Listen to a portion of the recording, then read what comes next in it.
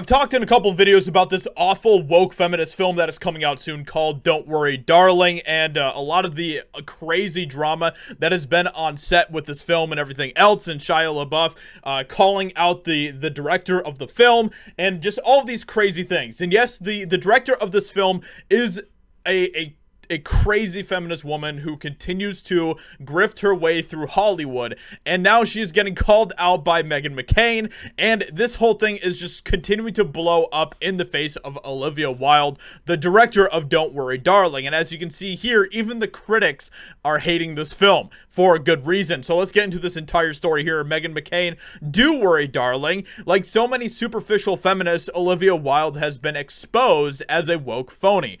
How ironic to see her career climbing hypocrisy blow up in her face at the most disastrously awkward movie premiere in history. Is everyone excited to see actress and director Olivia Wilde's new movie, Don't Worry, Darling? Nope. Critics say it's an absolute flop, full of sappy wokery and mostly bad acting.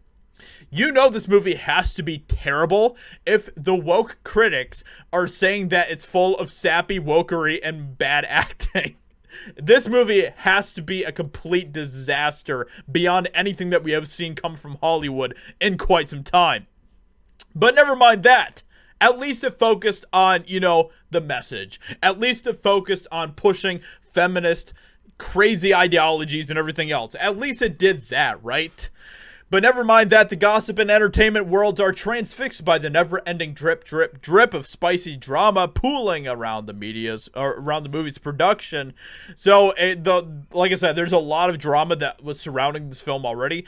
Wilde appears to be fighting with everyone, starting with the film's leading man, who is also her current boyfriend and a full-time pop star, Harry Styles, who she was cheating on with during the making of this film. While she was still married to another dude, Styles flat out refused to stand next to Wilde on the red carpet when he was encouraged to do so by Wilde's assistant, and he wasn't the only one. Interesting.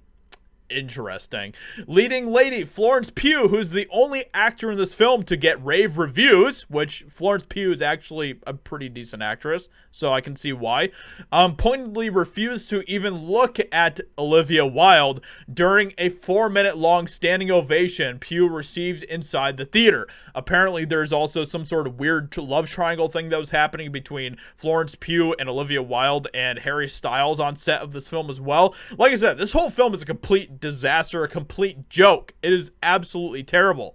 And the hilarious thing about this was that Shia LaBeouf was supposed to be in this film, and he backed out very quickly. And honestly, a lot of this probably is part of the reason why. She too avoided touching Wilde on the red carpet, which was fantastically entertaining in their sheer awkwardness of it all. Man. And it just goes on and on and on. This whole thing is a complete mess. So there you go. There's Olivia Wilde in all of her feminist glory. Meghan McCain in this article continues on with saying, what makes this situation so fascinating is that Wilde has presented herself as no ordinary feminist, but the most feminist, progressive, liberated female director imaginable. Stunning and brave, everyone. She's implying all women will be safe under her leadership. Come on, we can all guess what happened on that set. Wilde was outed as a fake, just like most of the other wealthy white women who despise conservatives, who have recently jumped on the feminist bandwagon. Now it seems we may be able to add Olivia Wilde to the list. Maybe you should be worried, darling.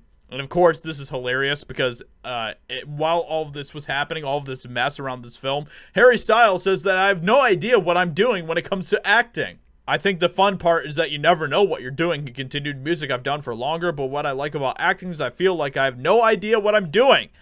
So that's great. Like I said, look at this score. As you can see, people are already completely destroying this film, as it sounds like it should be, because it sounds like a complete garbage fest, complete dumpster fire. But at least it went woke, guys. At least it's a feminist film, right? At least we can look to that as a positive. So, with that being said, let me know what you think about all of this in the comments below. Leave a like, subscribe, and I'll talk to you all in another video very soon.